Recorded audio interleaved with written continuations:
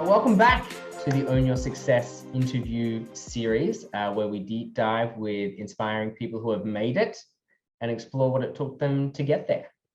Joining us today is Emily Fisher, who started her career in the mysterious world of auctions over a decade ago and progressed to become the Director of Operations at Christie's Asia Pacific.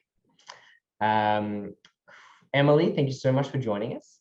Maybe I can hand over to you to do a bit of an introduction and fill in some of the gaps that I might have missed. Yeah, thank you so much for having me.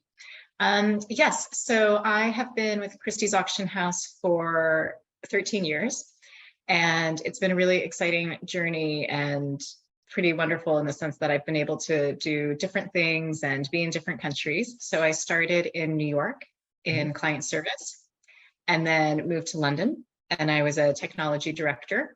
And then, as you said, most recently, I was in Hong Kong and was director of operations for Asia. So running all of the operations for Asia. And a lot of people ask what that means. That's really what I call the behind the scenes of the auction. So all of the different parts that come together to create this exceptional experience. So it's shipping the artworks, storing them in warehouses, the security, designing and building the exhibitions that people see, the client service touch points. So the people that you talk to when you come in, or you call, or when you're successful and you pay, and of course the bidding and working with the auction. It was a really amazing opportunity, and I really enjoy kind of thinking about all of those parts and how they come together. Incredible. Amazing. Well, I think there are many different topics there that I'm wanting to know more about. But what I think I will always want to ask my guests when we start these things is, how did it all start? How did you get your foot in the door at Christie's New York? Yeah, so I studied art history in college. And then with that, I kind of wanted to explore what it would be like to work in that industry. And I interned for a small regional auction house in Boston. They actually specialized in sporting art, so it's very specific. And in particular, they specialized in antique duck decoys. So I learned a lot that summer about waterfowl and decoys, and but it was just really interesting. And what I loved about it was having the auction as this event that you're building up to. And kind of like I said, there are all these pieces that need to come together, and you're working as a team and you're creating something. So that just really stood out to me. And I had interned, well, I had been studying government as well, and actually interning in an international women's rights organization. So totally different things. But it was that excitement that really caught me. Yeah, so I managed to get an informational interview with Christie's HR. And then there was a client service representative position that opened up, which is an entry-level position. And that ended up being a really great fit for me because it brought together my interest in art with also hospitality and service. I had been working in restaurants for 8 years.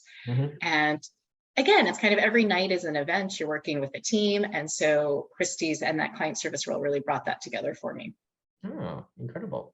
So how did you manage to sort of leverage that experience that you got at this somewhat boutique auction house and sort of, make that relevant to the people at Christie's? Yeah, I think, a lot of it was even just learning the structure. Like, I will admit, I knew nothing about auctions on day one.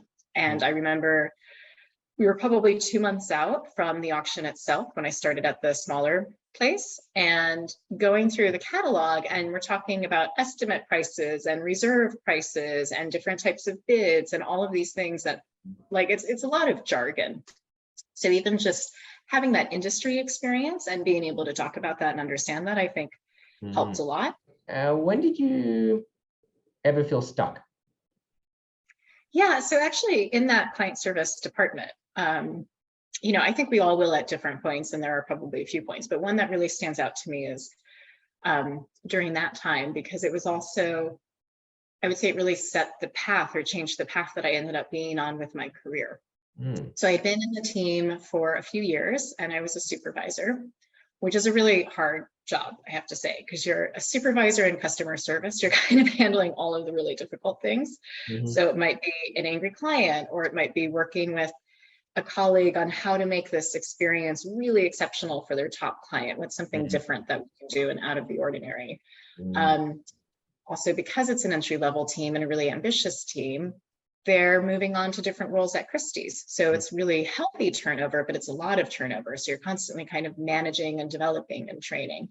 So you're a lot of people, you're a lot of things to a lot of people as a supervisor.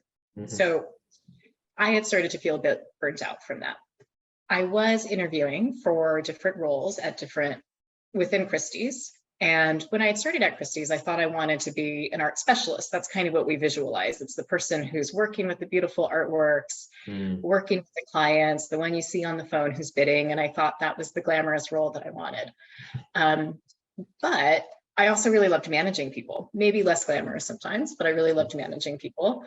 And to be at that level, the structures were so different in the specialist departments that to find something where I could manage people and be new in the team was hard to find. So I was feeling a bit stuck in that way. So what happened was I said yes to a new project. And that's kind of my advice is always say yes. You never know where it's going to take you. I don't think I got paid anything more for it. So it was just extra work. And what that did for me was, I think, three things. Is one, it gave me something new to do. So I that burnout was offset by some excitement, working with different people, learning new things. Two, because it was such a high profile project, it gave me even more visibility with senior leadership. And then three, I built relationships with a totally new team, with the technology team, who I didn't know much about. And that's the last two are probably the parts that really helped me in my career path. So not even my next step, but the step after that. So I had no idea that this was going to play out this way, but I ended up being promoted to head of department in client service, which I loved.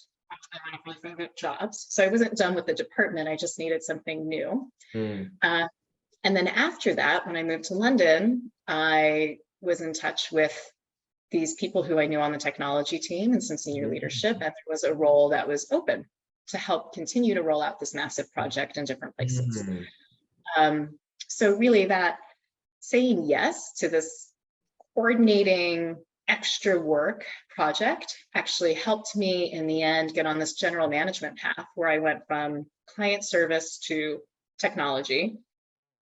It was a massive change, and I became a manager who was not the functional expert and had to learn what questions to ask and how to work with people and how to solve through different things that were totally new to me. So it was really major step in my career. And it's so easy to find the reasons to say no, but you never know if you don't try, right? Yeah. So true. I like this sort of evolution that you took when you moved to London, right? And it sort of put you in this new environment where things really started to open up for you. What's happened for you since you started making more proactive steps in building your career? Yeah, I think for me, so earlier on, I have to admit, I wasn't somebody who was making my 3-year plan and my 5-year plan. But then when I was in London and I was in this very senior role that I loved my team and who I was working with, I did decide to get my MBA. And so I did the executive MBA with London Business School. So I did that for 2 reasons. One was while I was at Christie's, I wanted to bring in some new information and new knowledge. It is an area where a lot of people are from within the industry. So I wanted to be able to be that person, bringing in something new. And then 2 was whenever I would be ready to leave Christie's, I wanted to have something to signal that I have broader knowledge and experience. It's not just what seems like a very niche art industry, that I do understand. I have learned other things that I can bring to a new role.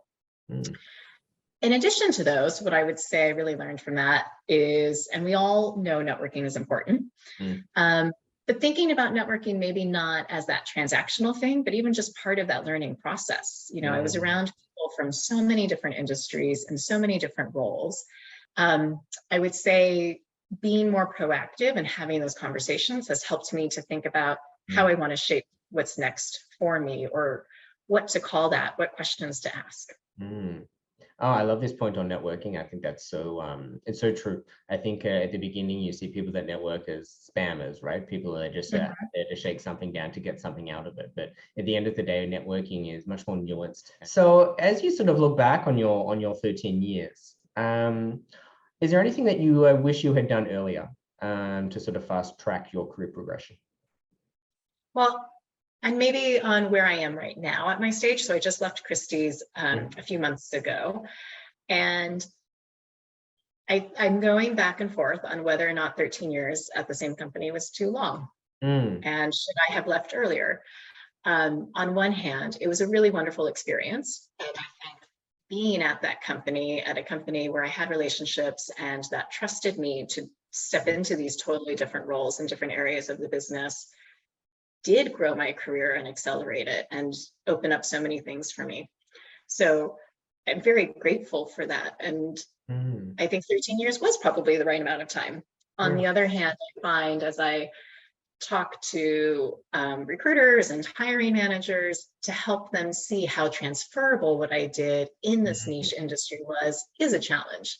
And so sometimes I wonder, oh, if I had left earlier, would it have been easier to get into the level that I'm at, or the right level at that time, rather than being more senior now and trying to break into something? Well, I mean, I had that same experience, 13 years at the L'Oreal Group. I'm sort of having to really speak a lot to my achievements and how these sort of transfers into the career development space. And, the way I think about it is that, it's about leveraging that experience, but in a different way. It's not about starting from scratch. It's about sort of taking those 13 years and everything that you learned and putting that into a new context. Those 13 years don't disappear and they don't become invaluable just because you're no longer working in that same industry. And I think you'll definitely, it's just sort of part of that journey. Yeah. And I think, and I hope that taking those 13 years and applying them to somewhere else will be incredible growth, right? Part of why I left was, I wasn't quite sure what more I wanted to do there and what more I was going to keep learning. So I think it's such a challenge to take my knowledge and then apply it somewhere else. And I'm excited to see where that goes. So any sort of final pieces of advice that you'd like to share right here, right now? I think it's that kind of saying yes, or another thing could be, another way to say that would be just trying things that are outside of your role and outside of your day job, because that can be very confining. You have a role, people look at you as that role. People say, okay, I go to Charlie for this and I go to Emily for that. And so even if you don't want it to be that way, it's hard to break out of that. And so I think by doing that site coordinator project, by volunteering on the corporate social responsibility committee, whatever it is, you're learning new things and you're also staying engaged because you get new challenges. And you're broadening your exposure to different people. And again, it was those relationships that I built that helped me 2 roles later. Well, that's about all we have time for today, Emily. But as we sort of wrap this up, I just want to sort of shout out to some of the things that I really connected with during your sharing just now. Of course, just say yes. You never know where those opportunities are going to take you. I think that's the number one takeaway here from what you've shared. But I think also when you're planning your career path, finding those things that bring you excitement, those things that are going to bring you visibility within the organization, and those ability to network genuinely, really are such core skills that we need to sort of embrace and develop. So I think those are really key integrational skills that you can definitely transfer into any industry. And the last part that you've just sort of touched on now is that you're embarking on a new venture outside of Christie's, which is super exciting, which is sort of just another sort of reminder for us all that our careers are decades long. They're not years long.